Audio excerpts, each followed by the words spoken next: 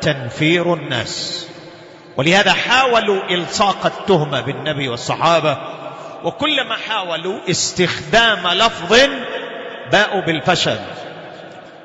ذهبوا إلى الوليد بن المغيرة وحاولوا معه أن يقول في محمد وأصحابه أي قول، فجلس الوليد يفكر في كلمة يقولها في الرسول صلى الله عليه وسلم وفي الصحابة، فلم يجد، ما وجد إلا كلمة، ما هو ساحر. قال الله عز وجل إنه فكر وقدر، لأنه قال يا وليد نريد منك كلمة تقولها في محمد، ما سمعناك تتكلم في محمد وأصحابه. قال دعوني أفكر. لما يحتاج إلى تفكير؟ محمد سليم الصادق، كلما جاء من اليمين سليم، من الشمال سليم، من الأمام سليم. أما نحن أحوالنا مسورة بستر ربنا جل ثناؤه وتقدست أسماؤه. ولهذا أحيانا نتساءل ما سبب وجود شيء من الاختلالات. نحن كلما كنت صلبا متمسكا قويا في المنهج في العقيدة، كلما كانت الإشاعة أبعد عنك. كلما كنت ضعيفا تحصل هفوات بينك وبين زوجتك، عمك، جارك، معلمك، مدرسك، صاحبك في السوق، وأنت تشتري، وأنت تشوه بتصرفاتك بالدعاة وبالصالحين وبالأخيار. فجلس الوليد يفكر. قال الله تعالى إنه فكر وقدر فقتل كيف قدر ثم نظر ثم عبس وبسر ثم أدبر واستكبر.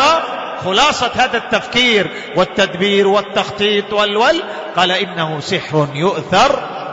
قال الله تعالى سأصليه سقر وما أدراك ما سقر إلى آخر الآيات. هذا خلاصة ما ذهب إليه، أن محمد ساحر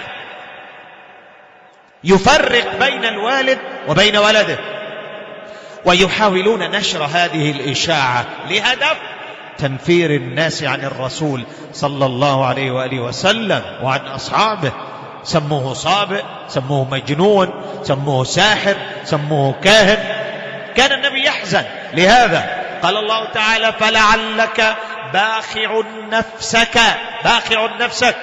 كان الرسول كما قال الله عز وجل فلا تحزن عليهم ولا تك في ضيق مما يمكرون، وهم يخططون الليل والنهار لتشويه الخير. لكن النبي إلى الأمام استعملوا جميع الوسائل، ولما لم يجدوا وسيلة ينفروا عن الخير لجأوا إلى أسلوب القوة وإلى أسلوب الضرب والتعذيب.